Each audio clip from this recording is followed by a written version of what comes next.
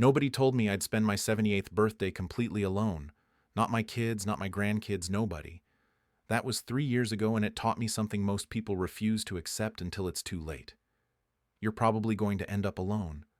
Not maybe, probably. And the sooner you prepare for that reality, the better off you'll be. I'm saying this because I've watched it happen over and over. Good people, loving families, solid marriages. Doesn't matter.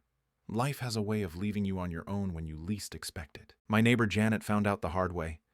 52 years married, her husband managed everything. The bills, the insurance, the investments, all of it. She cooked, he handled the money. That was their arrangement for half a century.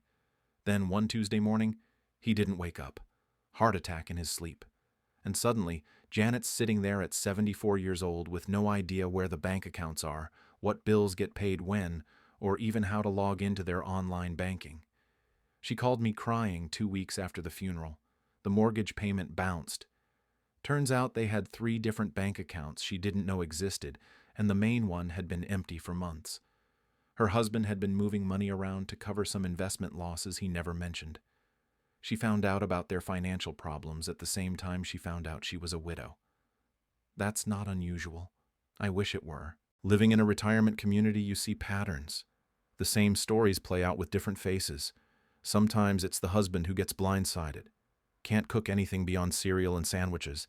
Never did laundry. Doesn't know which cleaning products go where. His wife passes, and he's eating frozen dinners and wearing the same shirt 3 days in a row because he shrunk everything else in the wash. But the financial stuff hits harder. I used to work insurance claims years back. You know how many times someone called to file a life insurance claim and I had to tell them the policy lapsed? Too many.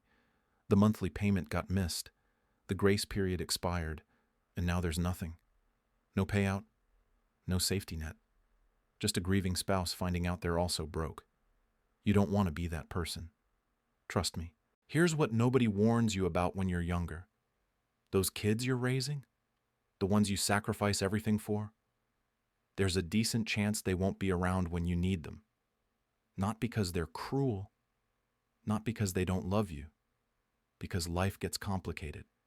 I know a woman whose son was her whole world, called him every Sunday, saw him every holiday, watched his kids grow up. Then his daughter, her granddaughter, got into drugs.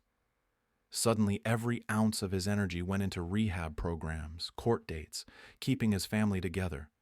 He still loves his mother, but he's got nothing left to give her. She hasn't seen him in 8 months. Another friend thought his daughter would take him in when he couldn't manage the stairs in his house anymore. She always said she would. Then she got divorced. Now she's working 2 jobs, raising 3 kids alone, and living in a 2-bedroom apartment. Where exactly does Dad fit in that equation? The math just doesn't work out the way we imagine it will. You've probably got this picture in your head. You get older, maybe you need some help, and your family rallies around you. Your spouse handles what you can't. Your kids check in. Your grandkids visit. It's warm and comfortable and safe. That's the story we tell ourselves. But I'm looking around my community right now, and I'm seeing something different. I'm seeing 80-year-olds who haven't had a visitor in months. I'm seeing people whose kids moved across the country for work and call twice a year. I'm seeing widows and widowers who thought their partner would be there forever, and now they're learning to navigate the world alone at an age when everything's already harder. The woman 2 doors down from me just left her husband. They're both 83 years old and getting divorced. You know why? Because she finally got tired of pretending everything was fine. Should she have left him 40 years ago? Probably. But she didn't. And now they're both starting over when most people are winding down. Neither one of them was ready for this. You could see it in their faces when the moving truck showed up. This isn't about being paranoid. I'm not suggesting you trust no one and hide cash under your mattress. What I'm saying is simpler than that. Prepare as if you're going to be on your own, because there's a very real chance you will be. Not forever, maybe. Not in every way. But in the ways that count? Yeah, you might be solo. That means knowing your finances inside and out. Every account, every password, every bill, every insurance policy. If your spouse dropped dead tomorrow, could you keep the lights on? Could you access the money? Would you even know where to start? If the answer's no, fix that today. It also means knowing how to run a household. Can you cook actual meals? Do you know how to do laundry without ruining it?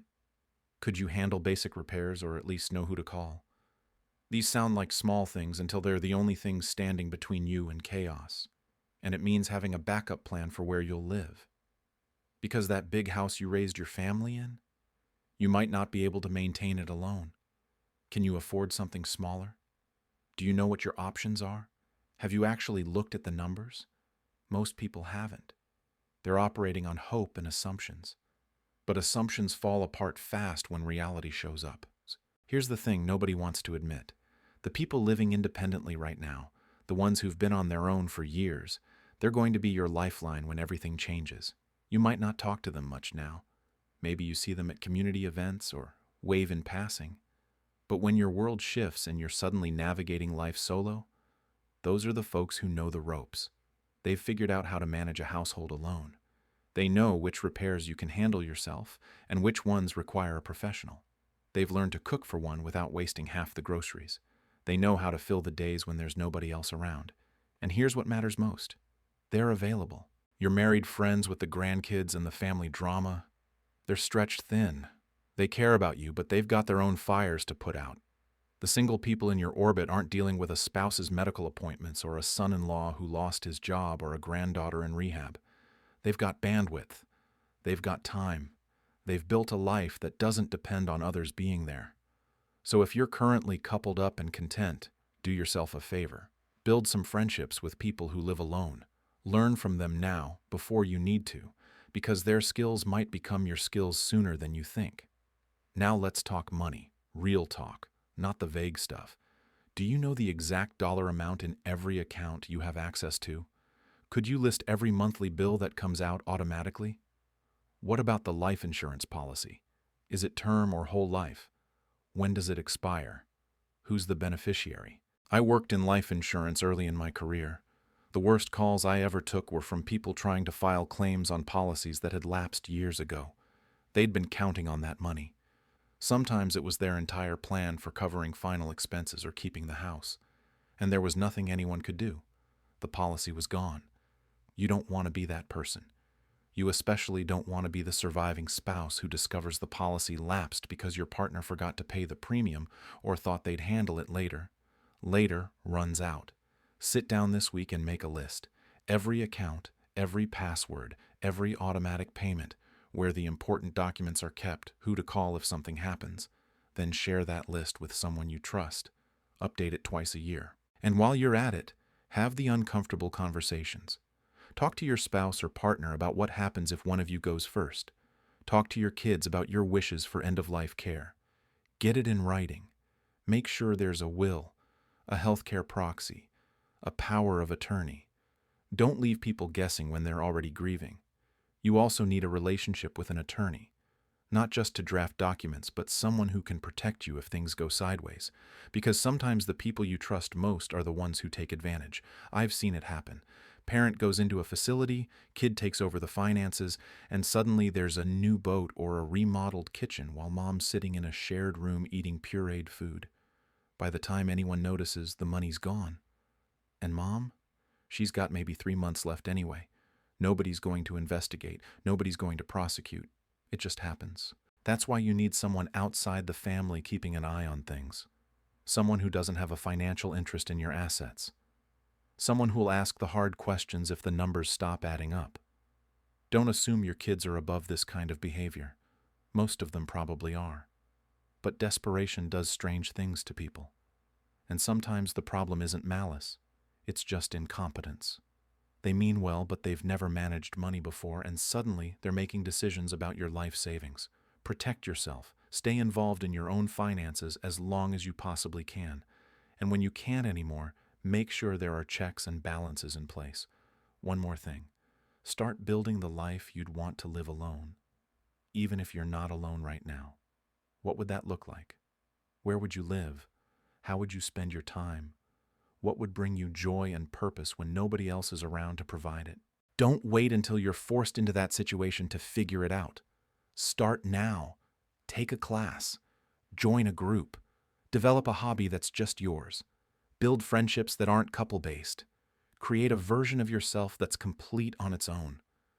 Because if the day comes when you're on your own, you want to step into a life, not a void.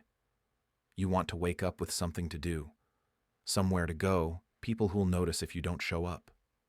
That doesn't happen automatically. You have to build it. Think of independence like a muscle. You don't wait until you need to run a marathon to start training. You build the strength gradually, over time, so when you need it, it's there. Same principle applies here. Build your independence now while you've still got support around you. Learn the skills, make the connections, figure out who you are as an individual, not just as someone's spouse or parent or grandparent. Then when life changes, and it will change, you're ready. You're not scrambling, you're not lost. You're just continuing to live the life you've been preparing for all along. Everything else, all the support and company and help, that's extra. That's the bonus. But you don't need it to survive. You've got this handled on your own. That's the goal. That's the only way to face what's coming without fear. Build a life you can manage solo. Then if you never have to manage it solo, great. You got lucky. But if you do, you're already standing on solid ground. I spent my 78th birthday alone. 3 years later, I'm still here, still managing, still independent.